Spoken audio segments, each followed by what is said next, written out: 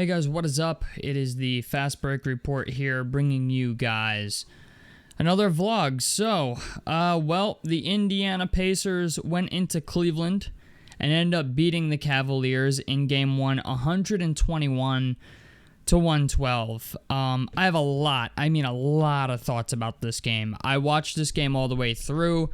I tried to pay attention to it a little more than I normally do, just because this is a series that I'm like, this ain't going to be a walk in the park, and it's very obvious after this first game that it's not going to be.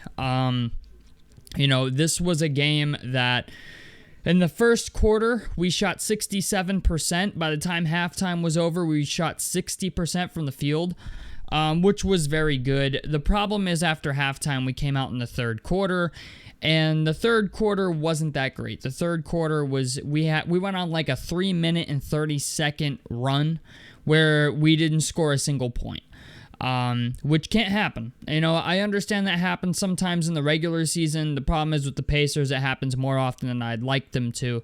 But we went into Cleveland, got a win in Game 1, which is huge. You know what I'm saying? Anytime you can go on the road and win a single game in a playoff series, especially Game 1 in the opponent's house, that's kind of demoralizing, especially when you look at their team and just how well they played this game. Like, it's very obvious this series is going to be high intensity. It's going to be very physical. Cleveland played very, very physical this game. I was actually kind of worried we were going to lose this game in the third quarter just because of how physical Cleveland plays on defense. There were some shocking things in this game, one of them being Evan Mobley. Okay, everybody can talk about Donovan Mitchell and how great he played. He scored 33 points on 30 shots. I knew Donovan Mitchell was going to get his in this game, especially with Darius Garland not playing.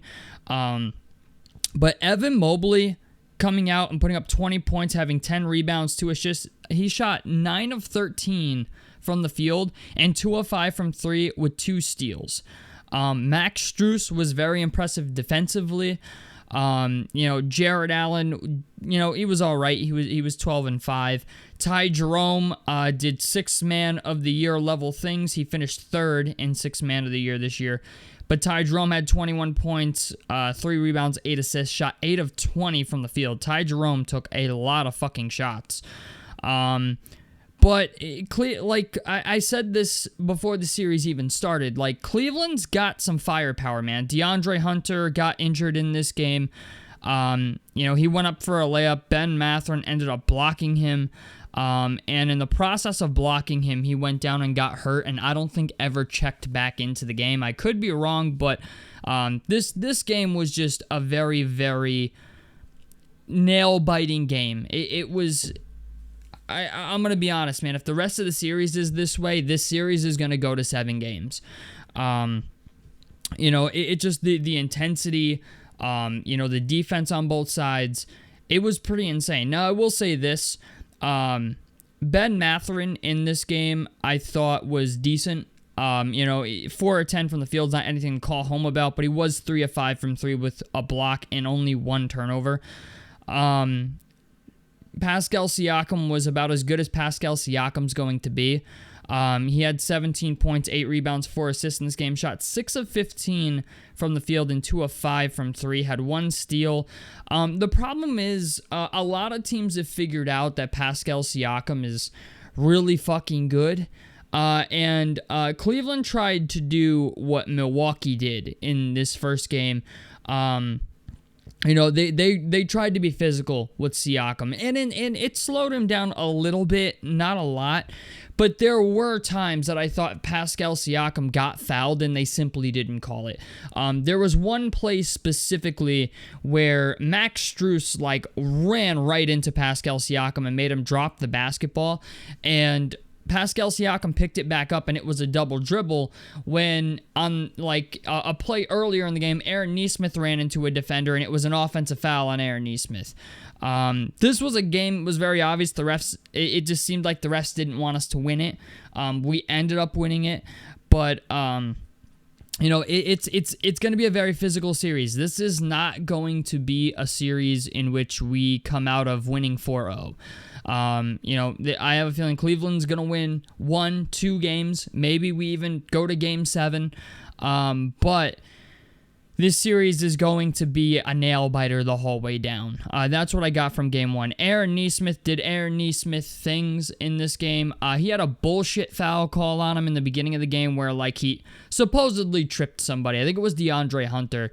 But DeAndre Hunter, it looked like he lost his footing, and because Aaron Nesmith, was next to him, apparently, Aaron Nesmith got called for a third foul in the second quarter, so he got into foul trouble, but Aaron Nesmith was classic Aaron Nesmith in this game. He had 17 points, 8 rebounds, 5 of 8 from the field, 4 of 6 from 3.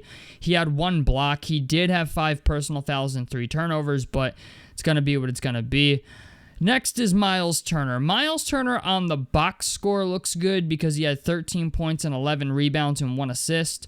And he had 3 steals and 2 blocks. He shot decent from the field. The problem with Miles Turner is he had a lot of really spaz-ass plays in this game. And what I mean by that is Miles Turner could have easily had 15 rebounds if he was just able to hold on to the fucking ball. There was a lot of bobble ball action with Miles Turner. There was one particular rebound in which Sam Merrill grabbed the rebound over Miles Turner, and I was just like, dude, you can't let Sam Merrill do that to you, okay? You're 6'11", all right? Box him the fuck out. Track the ball. That's the weird thing about Miles Turner. It's I don't know if he knows that you don't have to play, I don't know. There was times dudes were getting wide open floaters down the middle of the lane. There was one particular instance where Miles Turner went to throw a pass to Jarris Walker and threw it flat out of bounds. Just a lot of just clumsy fucking things. Miles Turner had a good box score game, but on the court, I was just like, dude, if we're gonna win this series, Miles Turner has to hold on to the fucking basketball. That was a big thing in this game. Next is Tyrese Halliburton. Tyrese Halliburton played 37 minutes, and he had 22 points, 13 assists, 3 rebounds. Tyrese Halliburton was very good in this game. He had 3 blocks. Tyrese Halliburton brought it defensively. He had 3 blocks, 1 steal, only 1 turnover, and 1 personal foul. Dude was a box plus minus of plus 11. But our unsung hero, playoff Drew, showed up again as well. Andrew Nembhard had 23 points in this game and 6 assists, 1 steal, and he... Actually, no, he didn't have any steals or blocks, but he only had 1 personal foul, shot 7 of 10 from the field and 5 of 6 from 3. And 2 of those threes were in the end of towards the end of the fourth quarter. And dude, Andrew Nembhard hit 2 of the biggest threes I've ever seen him hit in his life. One was a shot, the shot clock was expiring, fading out of bounds, he made it, and then another one maybe 30 seconds later, he had another one just fading as well, to the corner. He must have hit 2 27-footers, I would call them, which were insane. TJ McConnell did his thing in this one. Obi Toppin did his thing in this one. And I'm just going to be honest, Ben Shepherd's a guy that I don't really know how much we should be playing him, unfortunately. I get why Rick plays him because of the defensive portion of his game. But, and I get why Ben Shepherd's playing. He's been here before. He played last year. It's just, I'd like to see more minutes from Jarris Walker. Jarris Walker actually did sub in before Obi Toppin in this game, mostly for defensive purposes. Obi Toppin's a great player. We all know that. But Jarris Walker is a better defender than Obi Toppin, and that's why I think Obi Toppin was more like a part of the third unit in this game instead of the second unit. And Jarris Walker got that kind of leeway to say in this game, but this series, man, is gonna be crazy. That's all I'm gonna say. One thing I will say that was very, very noticeable in this game is that we need to play better on defense. The Cavaliers didn't kill us from 3, but one thing I want everybody to understand is that, yes, while the Cavaliers shot shitty from 3 tonight, they're not gonna do that the entire series. Tonight from 3, they only shot 24%. They shot 9 of 38 from 3. Donovan Mitchell actually stopped shooting threes and just attacked the basket and got 33 points. So, I mean, we shot 53% from 3 tonight, which is mind-boggling to say the least. We shot 19 of 36 from 3, so we shot really well from 3 tonight. Cleveland shot really bad from 3 tonight. We shot 53% from the field and 53% from the field. They shot 46%. But offensive rebounds, they got 17. We had 7. Rebounds were actually a tie. We had more blocks. They had more steals. We had more assists. Our biggest lead was 12. The problem is, okay, they really killed us in second chance points. They had 21 second chance points compared to our 4.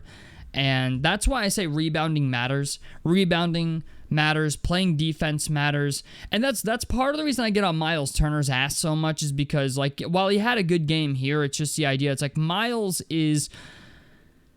sometimes I just feel like I get that he was nervous in this game. That's justified because, you're in the second round. It's game 1. It's in Cleveland. You kind of got to win the game. At this point, the games only get harder. But Miles Turner was clearly flustered in this game. Granted, he still put up 13 and 11 while being flustered and had 2 blocks. But it's just the idea... This game, I feel like this game could have been a lot better if Miles just calmed down a little bit, just took a breather, essentially.